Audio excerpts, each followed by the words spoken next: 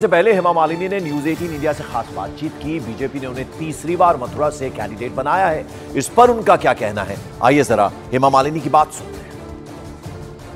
इस वक्त मेरी मौजूदगी मथुरा में है और मथुरा जो सबसे ज्यादा यहाँ पर पश्चिमी उत्तर प्रदेश की हॉट सीट बनी हुई है, क्योंकि हमारे साथ इस बार एक बार फिर से यहाँ की मौजूदा सांसद जो बीजेपी की उम्मीदवार हैं और बॉलीवुड ही नहीं देश की ड्रीम गर्ल हेमा मालिनी जी हमारे साथ हैं। हेमा मालिनी जी, बहुत बहुत स्वागत है आपका न्यूज 18 इंडिया पर। हमने आपका पहले भी बातचीत जब आपसे की तो आपने ये कहा कि मथुरा से आपका अलग लगाव इसलिए था क्योंकि आप धार्मिक भी हैं और कृष्ण की धरती है और कृष्ण में आपकी आस्था है।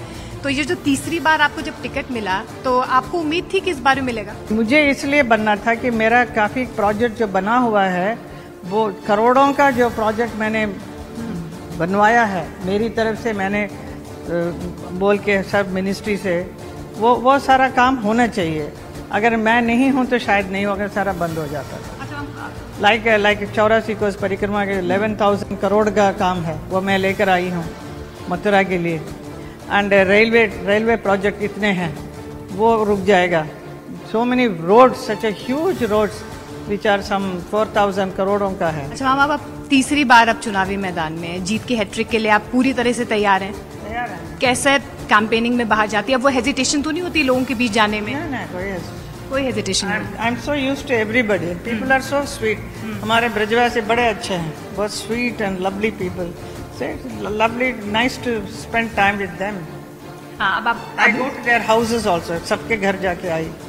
अभी भी went to one of the Lokdal person who has joined BJP, उनके घर गई थी। अच्छा, बसपा ने भी अभी क्योंकि जाट बहुल इलाका है, 35% यहाँ पर जाट है, तो उन्होंने भी अभी टिकट चेंज किया है और किसी जाट उम्मीदवार कोई चुनावी मैदान में। कोई डर है मैम कि विपक्ष में कोई है? नहीं, ऐसा कुछ डर नहीं मुझे। मुझे डर होना चाहिए था definitely. Last time I was little worried, it was a गठबंधन सरकार था। अभी इस बार तो there is nobody, but still हमें अपने जो काम किया उस पर विश्वास है और मोदी जी पर विश्वास है कि उन्होंने इतना बढ़िया देश के लिए दिया है, तो हमें किस बात का डर है। तो लोग भी समझते हैं, लोगों को सारी लाभ मिल रहा है। जो मोदी जी ने जितने जितने उपलब्धियां दी हैं फॉर देयर बेनिफिट, वो सब उनको मालूम है। क्योंकि 23 अप्रैल को यहाँ पर वोटिंग होनी है, हेमा मालिनी के नाम पर लोग वोट देने जाएंगे, बीजेपी के नाम पर जाएंगे या मोदी जी या योगी जी के नाम पर? All everybody together, it's a combined, it's definitely a combination and good work we have done, so I am very proud of that. Ground पर किसका ज्यादा असर नजर आता है, क्योंकि अब तो डबल इंजन की सरकार होगी, आप तो उस वक्त भी सांसद जी जब समाजवादी पार्टी की सरकार यहाँ पर थी, तो योगी जी का ज्यादा असर नजर आता है या मोदी जी का? दोनों ने दोनों, उन्होंने पूरा देश के लिए किया ये मोदी जी ने। योगी जी मैं जितना भी डेवलपमेंट आप मेरी तरफ से जो 10 साल में देख रहे हैं, 10 साल नहीं, आई मीन 8 साल में बोलूँगी, तो that is due to Yogi ji support. अच्छा, इस बार 370 का नारा बीजेपी के लिए दिया और एनडी के लिए 400 का।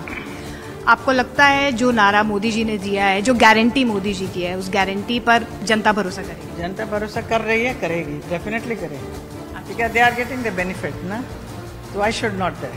अच्छा, क्योंकि साउथ को लेकर बार बार ये कहा जाता है शायद थोड़ा कमजोर है साउथ में, हालांकि हमने देखा मोदी जी काफी जा रहे हैं। आप तमिलनाडु से हैं, वहाँ पर भी आपके फैंस काफी होंगे, तो उसका असर आंध्रा तमिल की सीटों पर नजर आ सकता है? बीजेपी का नारा नहीं था, लेकिन और क्योंकि वो पूरा डीएमके इन लोगों का एकदम बना हुआ था।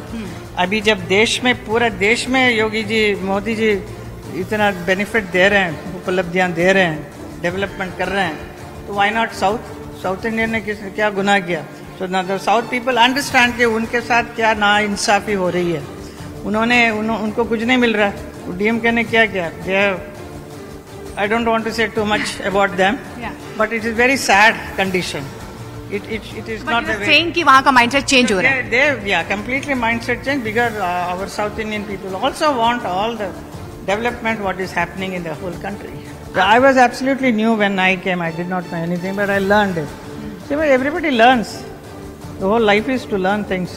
अच्छा, आप हम ये कह सकते हैं कि हेमा मालिनी अभिनेत्री कम और पॉलिटिशियन ज्यादा होगी, राजनीति पसंद आ रही है आपको? No, ऐसा कुछ नहीं. I am keen on. You keep on calling me. It's okay. See, if I'm in राजनीति only, I can do all this work. अच्छा मैम, 2014 में, क्योंकि जाट बहुल इलाका है ये, 35% यहाँ पर जाट है, आपको जाट बहु होने का थोड़ा फायदा मिला? थोड़ा नहीं, बहुत फायदा मिलता है. I am Dharamji's wife, so I get all the benefit being, and also they all love me so much because as an artist, also the Jats are very nice, simple people. They are also Brajvasis. Braj के है ना सारा. अच्छा ma'am, हमने रामलला तो देख लिया, Kashi Vishwanath corridor, अब लोग कह रहे हैं कि मथुरा की झांकी कब देखेंगे? जल्दी देखेंगे. जैसे कोर्ट में है ये बात, जब खत्म हो जाएगी सब हो जाएगा. Ma'am last but not the least, क्योंकि अब जीत की हैट्रिक लगानी है और 400 का नारा दिया है, उत्तर प्रदेश की 80 लोकसभा सीटों में से कितनी आपको लगती है कि 80 की 80 आएंगी? ये कॉन्फिडेंस? 80 का 80 आना जरूरी है, आएंगे. And you very confident? Very confident. तो ये हमारे साथ हेमा मालिनी जी थी, जिन्होंने अपनी जीत की हैट्रिक के लिए कह दिया है कि इस बार जो मोदी जी की गारंटी है वही जनता की गारंटी होगी. कैमरा पर्सन करम के साथ मोनिका ठाकुर, न्यूज़ 18 इंडिया, मथुरा. तो हेमा मालिनी के लिए आज बड़ा दिन है. आज नामांकन भरेंगी, तीसरी बार उम्मीदवारी है इस बार मथुरा से, कृष्ण की नगरी से हेमा मालिनी की. मेरे दो सहयोगी जुड़ रहे हैं इस वक्त सीधे मथुरा से. रीमा प्रसाद हैं, वो उस जगह पर हैं जहां योगी आदित्यनाथ आज एक जनसभा करने वाले हैं, सपोर्ट में आ रहे हैं हेमा मालिनी के लिए. और दूसरी तरफ रवि सिंह, मेरे सहयोगी, इस वक्त हेमा मालिनी का जो आवास है मथुरा में, वहां से जुड़े. रवि, पहले आप ही के पास आना चाहूंगा. बहुआयामी व्यक्तित्व है हेमा मालिनी का, जबरदस्त स्टार अभिनेत्री रही हैं और बहुत बड़ी आर्टिस्ट है, बहुत बड़ी डांसर है, और अब देखा जाए तो एक अच्छा खासा राजनीति का भी उन्हें अनुभव है. एक बार फिर से पार्टी ने विश्वास जताया उनके ऊपर. कल यमुना पूजन उन्होंने किया था. अब कुछ देर में निकलेंगी नामांकन भरने के लिए. किस तरह की तैयारियां हैं आज? देखिए, फिलहाल मैं हेमा मालिनी के घर के बाहर ही खड़ा हूं और सबसे पहले तस्वीरें भी यहां पर दिखाएं कि अभी किसी तरीके का हलचल तो नहीं दिख रही है, क्योंकि आज मुख्यमंत्री योगी आदित्यनाथ भी यहां पर पहुंचने वाले हैं और एक जनसभा को भी संबोधित करने वाले हैं. एक रैली है जिसमें आपको पता है कि वेस्टर्न यूपी के कई ऐसी सीटों पर फर्स्ट फेज में या सेकंड फेज में चुनाव होने हैं, जिसमें प्रधानमंत्री और इसके अलावा अमित शाह, राजनाथ सिंह और सूबे के मुख्यमंत्री योगी आदित्यनाथ, इन्होंने मोर्चा संभाला है, कमाल संभाली है और अलग अलग कैंडिडेट के और अलग अलग इलाके में जाकर चुनाव प्रचार में लगे हुए हैं. तो 11:30 बजे मुख्यमंत्री को आना है, लगभग 1 घंटा 1.5 घंटा यहां पर रहेंगे और उसके बाद नॉमिनेशन हेमा मालिनी का होगा. अब से थोड़ी देर बाद हेमा मालिनी यहां से निकलेंगी. अभी कुछ लोग यहां पर जरूर पहुंचे हैं, घर के अंदर गए हैं. फिलहाल जिस तरीके से हमारी सहयोगी ने भी इनका इंटरव्यू लिया था, क्योंकि 2004 से ही इनका राजनीति में आगाज हो गया था, लेकिन